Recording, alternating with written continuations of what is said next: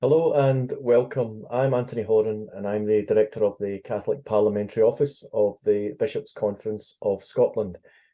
Thank you for joining us for this webinar. The webinar should take around 30 minutes and we'll look at a very, very important issue, especially considering what is at stake in terms of freedom of expression, freedom of assembly, and indeed freedom to pray.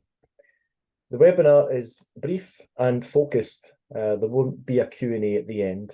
And this is really the point of the webinar, is to share with you the details of a deeply concerning proposal, providing you with important facts and information, and ultimately calling you to action.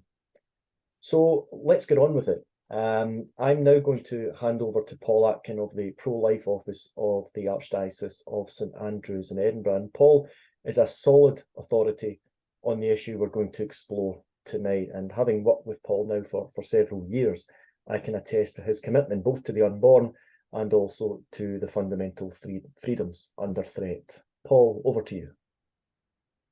Thanks, Andy. Thank you very much.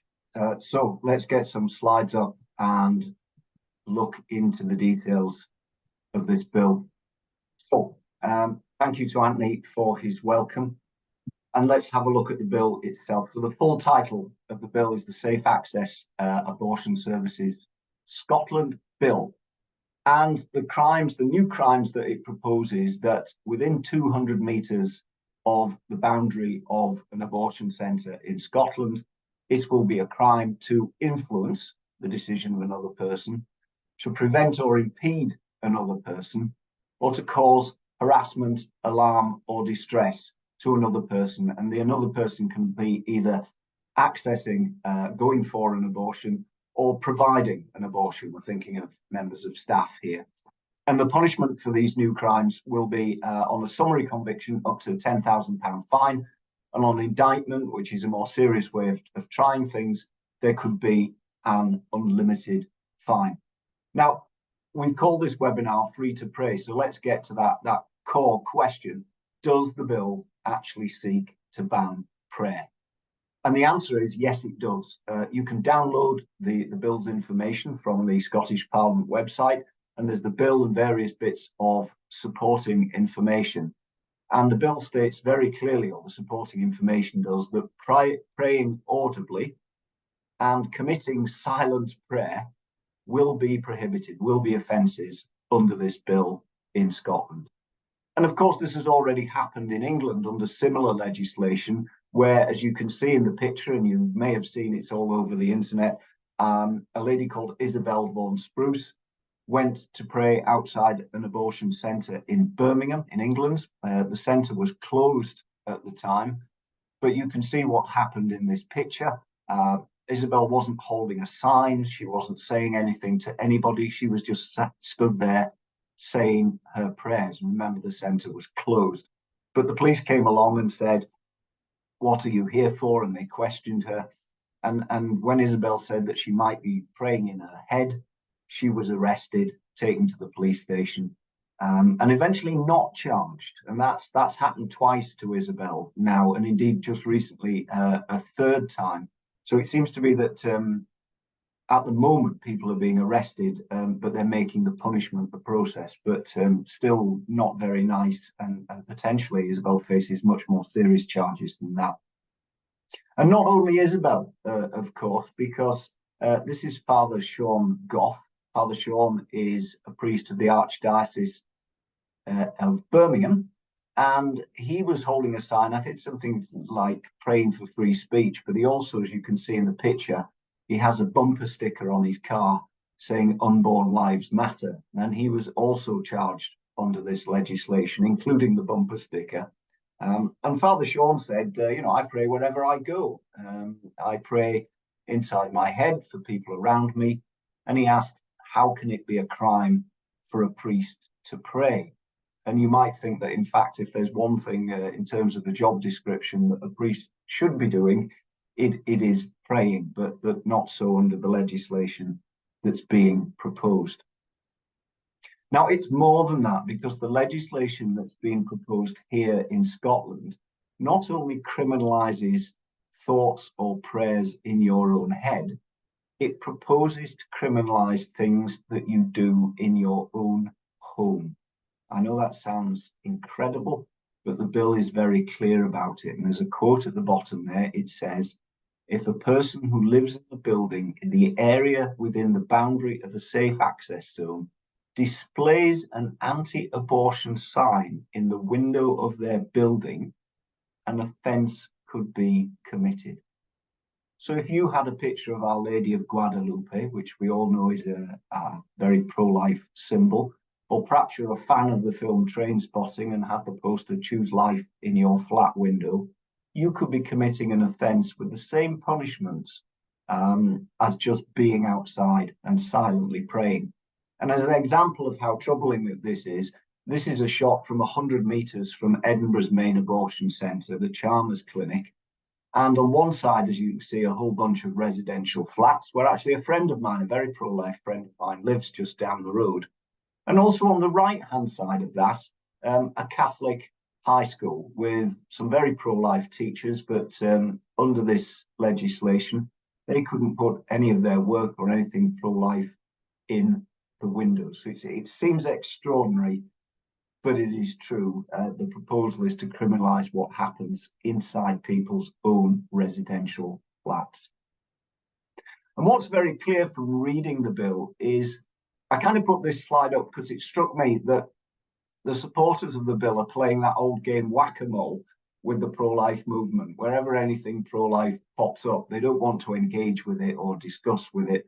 They want to ban it. They want to shut it down immediately. So, it's every time the mole pops up its head, knock it down again. But the pro-life movement annoyingly does keep popping up. But they call it in the bill future-proofing. And it allows, although it doesn't include at the moment, it allows for 200-metre safe access zones in future to be drawn around other premises. And it's suggested in the documentation that these could include GP surgeries, pharmacies, and counselling services. So it kind of gives the lie to the riposte sometimes when people say, oh, you can pray anywhere else. You don't have to go to an abortion centre. By the time you've drawn 200-metre circles around every pharmacy, doctors, and counselling service in Scotland, there isn't going to be very much left. And it seems to me quite clear that what's actually being done here is that the ground is being prepared in this bill for full decriminalisation of abortion, just having no legal regulation of it. So quite concerning in terms of what's being proposed, but you should ask the question, is it in fact necessary? Because perhaps there is a problem that needs to be dealt with. And the case for a new law suggests that there is in fact a serious public order problem. Proponents of the bill have said that the problem is widespread and persistent, and that it affects 70% of women in childbearing age in Scotland. And although there are lots of laws in Scotland allowing the police to deal with antisocial behaviour, including things like harassment and intimidation, according to the supporters of this bill, we need a new law, and this new law must apply to every abortion centre in every part of Scotland. So, if we're talking about serious, widespread and persistent public order problems, the best thing to do might be ask those who are responsible or involved most closely with these things. So starting with Police Scotland, who you would think would know. Well, Police Scotland have no records of an arrest, a charge, or a conviction for harassment relating to a pro-life vigil.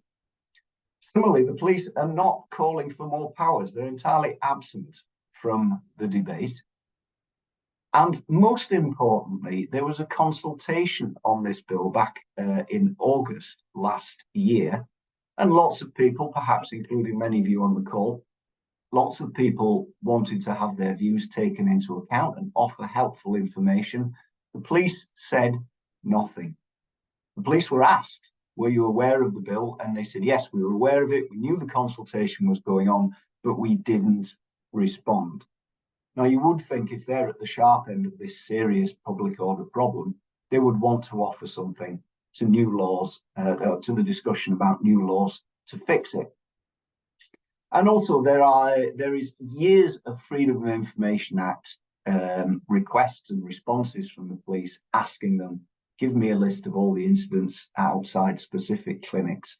And again and again and again, going back to the first bullet point, the police have never found a record of an arrest, a charge, or a conviction relating to pro-lifers. And in fact, the bill itself gives the game away, because in the supporting documentation, it admits that the police only recorded 16 incidents in the 10 months beginning January 2022. And the reason I've put the word incidents in inverted commas there is, when you dig into the detail of these things, quite often they're not actual incidents, they're more complaints. So they can be as trivial as, I saw a pro-life vigil and they weren't wearing a face mask. They're not actually incidents of harassment or intimidation. But as you can imagine, the police must record every call that they get and report on it, as they should. So that's the police information, basically nothing to see here. On the other side of things, the NHS, it's supposedly this serious problem is happening outside NHS premises. So if it's widespread and persistent, the NHS should know about it. And of course, NHS boards are required to log what's called an adverse event. And that's described as something which would cause harm or an outcome with a negative effect. And adverse events include not just things like being given the wrong drugs or a fighting casualty on a Saturday night.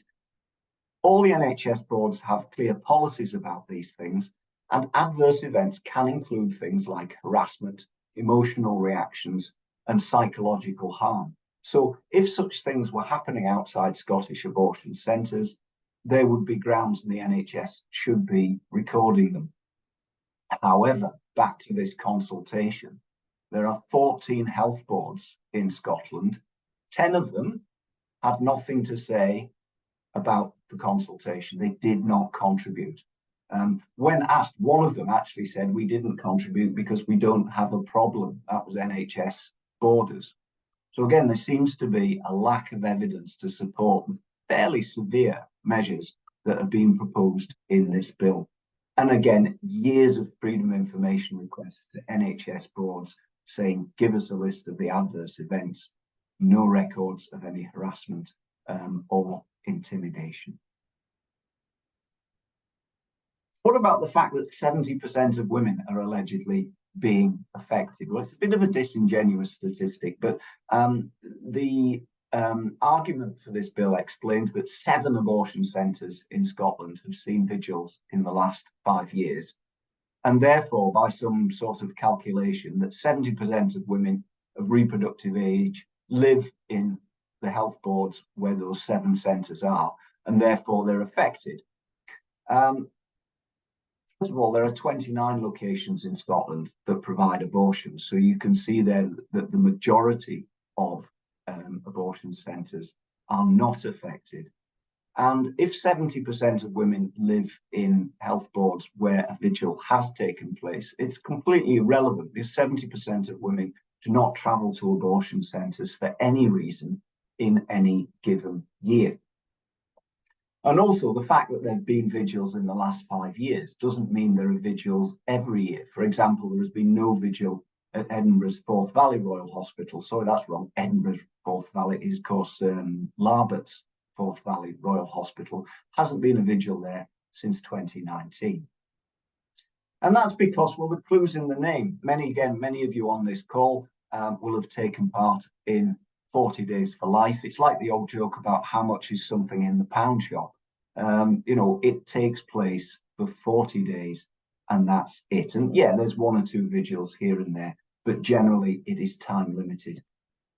And most importantly, and not said by those who support this bill, is that particularly since the pandemic, most women do not go to abortion centres and therefore will never see any type of pro-life vigil. In Edinburgh and Glasgow, that's 80%. They don't meet a doctor, they don't meet a nurse, they have a phone call or video consultation and then receive pills by post.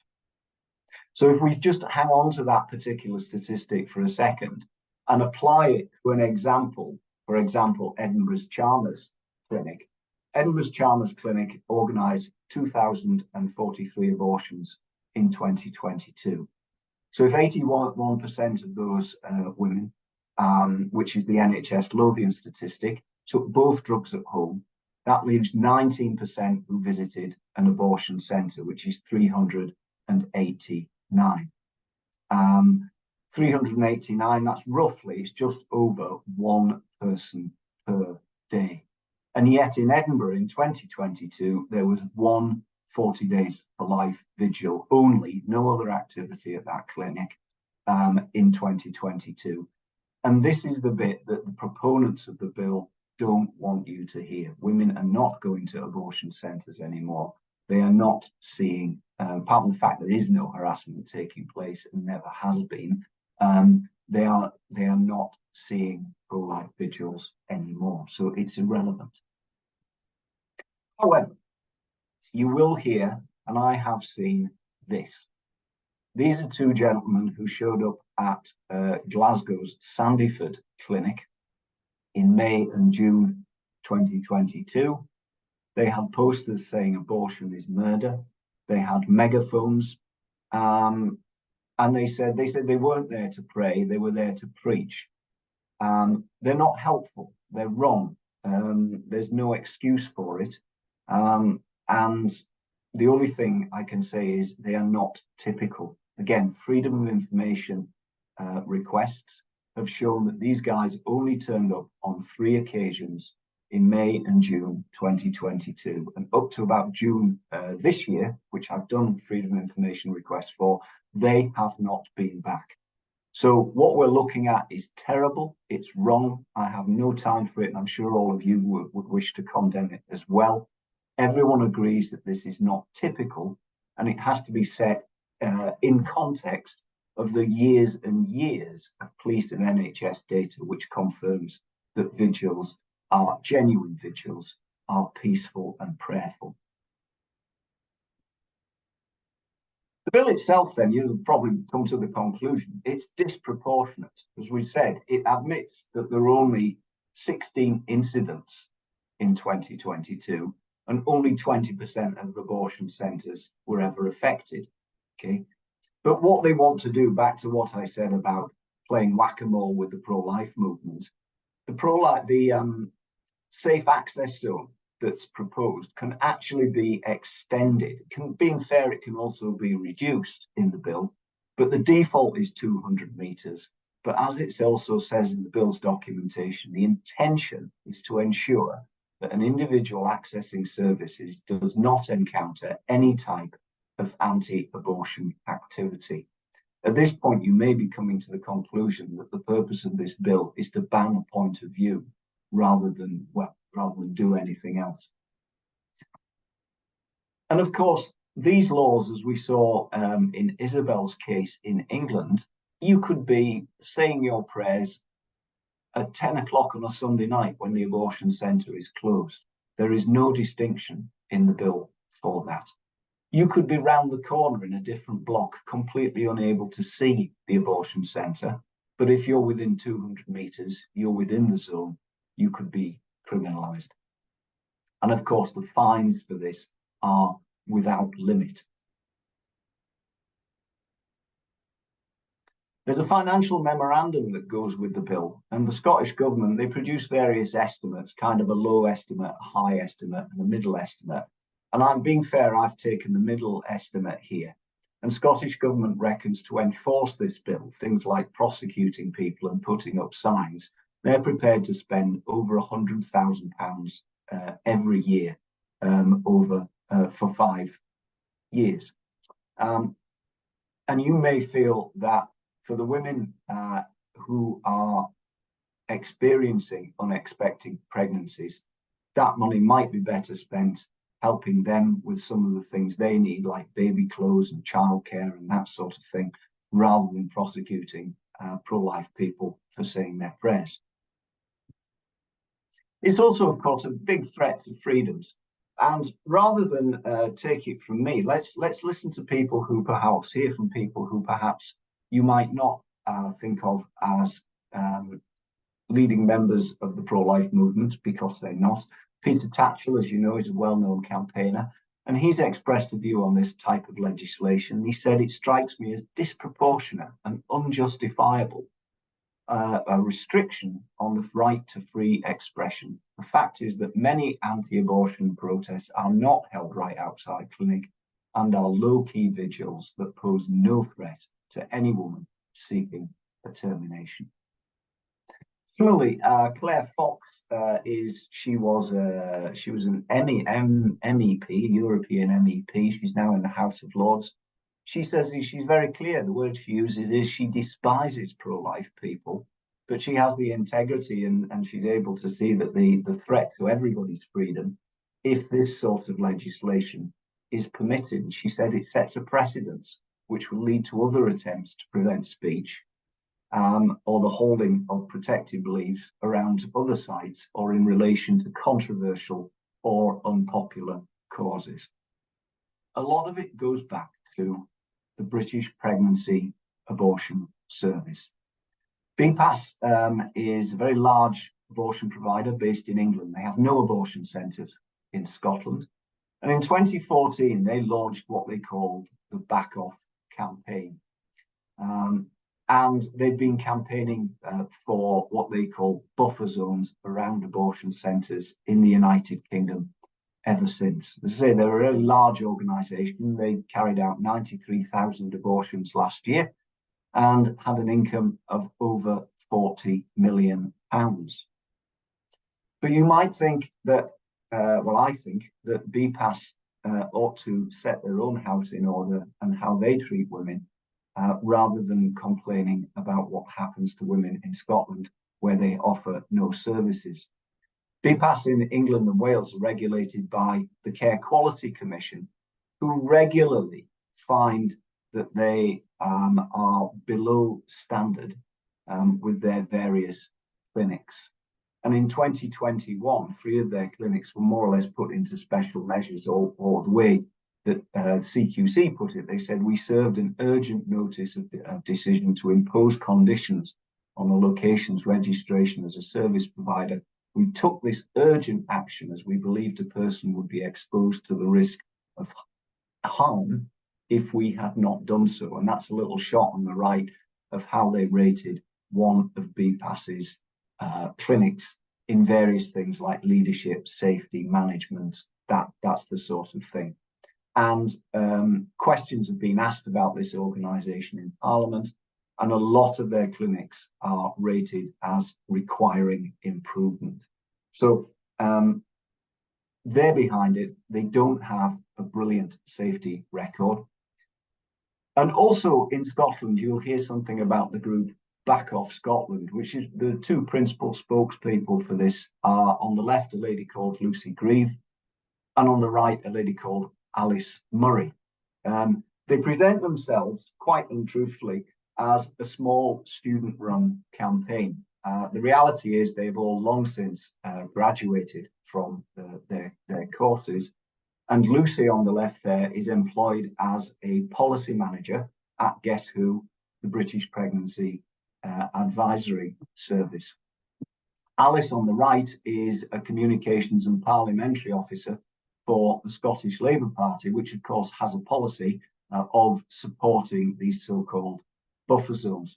This sort of thing, although it's very relevant to the context of the debate, Scottish media hardly ever, if ever, mention these facts, that in fact Back Off Scotland is principally run by someone who is employed by BPAS and somebody else who's employed by the Labour Party. But they do admit that Back Off is part of what they call a coalition coordinated by BPAS. Now, Back Off have form when it comes to adding stories to the media, and there are a lot of stories in the media that are simply incorrect. This is one of the most notorious. This is a lady called Lily Roberts, who is also a spokesperson for Back Off. And Lily said that when she arrived at the clinic around 7 a.m, there were 15 to 20 protesters with big placards calling me a murderer, saying Jesus loves you and your baby, and we can help. And there was essentially, she said, a full picket line of people that I had to walk through. Now, again, many of you will have taken part in the vigil at Glasgow's Queen Elizabeth University Hospital, where Lily had an abortion a few years ago. You will know that vigils start at 8 o'clock. You'd probably be delighted if there were 15 to 20 people at that time. But if you've ever been there at 8 o'clock, you know that that's not the case. There's a few hardy souls who can get up at that time. And the fact of a picket line that Lily had to walk through, again, you know that you stand on the opposite side of quite a wide road with your backs against a 9 to 10 foot fence. So if Lily decided to walk through you for whatever reason, she wouldn't have been able to go any further. And if you've ever had a sign saying Jesus loves you and your baby, we can help, I'm sure Back Off would have taken a photograph of it because they have in the past, but I've never seen that particular one. So the key aspects of Lily's story are incorrect. In Edinburgh, the Evening News ran a story that a woman suffered a panic attack when confronted by anti-abortion protesters. And Julia, who did not want to use her full name, had a mobility aid and a blue badge, and said she couldn't park in the disabled bays due to the protesters using the area as a drop-off. Julia was going to Edinburgh's Chalmers Clinic for a non-abortion related appointment. So that sounds, I mean, I suppose if there's one thing that would fire up people in Britain, it's people who are not entitled parking in a disabled space. So I live in Edinburgh. Here is a photograph of Chalmers disabled spaces. And as you can see, there are a couple of them. You can see the yellow lines marked out there. And this is actually taken from Google. But you can see between the street and the disabled spaces is a locked barrier. So how the pro-life vigil participants were able to nip in and out through that barrier, which is locked. I went and picked it up, tested it, you can't move it. I'm not quite sure. And how they were able to do that regularly, again, this aspect of the story is incorrect. So it's going to be really important that you speak to your MSPs about this. They may tell you that abortion is healthcare, and this is getting to the nub of it, because all this legislation and this, what I've called playing whack-a-mole with the pro-life movement, the purpose is to normalize abortion. This is what the campaign is about. Is that there is insufficient, in fact, almost no evidence to justify any new law.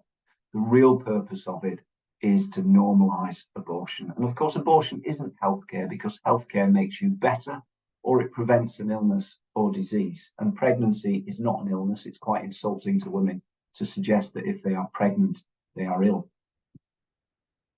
And as we've said, we've heard that people sometimes say, and these may be responses you get from MSPs, you don't have to be there, you can pray somewhere else. But as we've said, the bill allows the safe access zone to be extended to many places, and probably, well, it also accepts the fact when they say it's usually prayer's not banned, you can pray somewhere else. But if you accept that it is banned there, then it is banned. But give Peter Tatchell the quote on this. Peter says that sort of argument is a bit like telling women's rights campaigners that they can protest against sexist workplace discrimination, but not outside the headquarters of the offending companies. So, to sum it all up then, the bill aims to normalise abortion by criminalising Christians. It's not necessary. The punishments are disproportionate, and it's a threat to your rights and freedoms. The police and the NHS are reliable and credible sources. The police are not calling for more powers and are not taking part in the debate. The NHS are not offering any evidence. Remember, 10 out of 14 health boards didn't bother to contribute to the consultation. They're not offering any evidence of what proponents of the bill say is happening. And that's because, or partly because, the campaign is led by a multi-million-pound abortion provider with a concerning safety record. You can learn more. Some sites you may wish to visit. Compassion Scotland has got a lot of freedom of information requests from the police and NHS.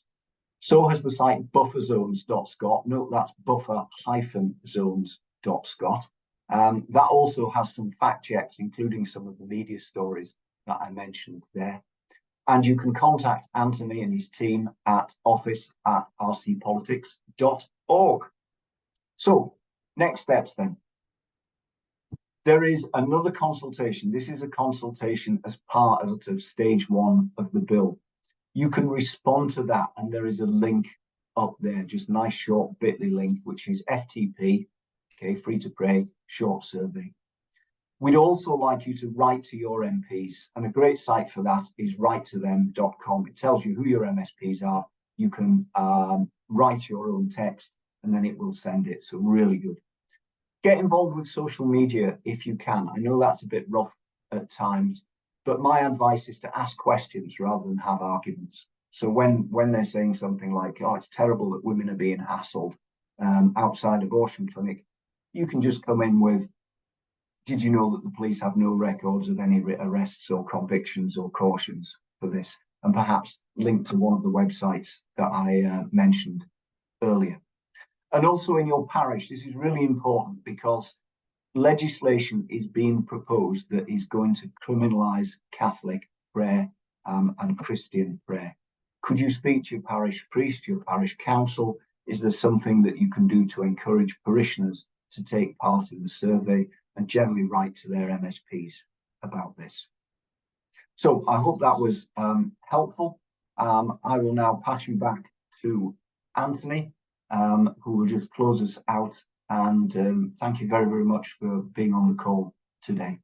Anthony. Thank you very much, Paul. That was a very informative and detailed presentation, but also a deeply troubling one. But as Paul says, please do check out the resources that he listed in that slide, and we'll be in touch with you in due course with more information on contacting your MSPs and also how to respond to the Parliament's call for evidence that Paul referred to, the call for evidence on the proposed new bill. So please do look out for that. And I do hope that Paul's presentation has motivated you to act and to protect our fundamental freedoms, including the freedom to pray. So all that's really left for me is to say thank you very much to Paul for your presentation, and thank you all for joining us and learning about this very, very important issue.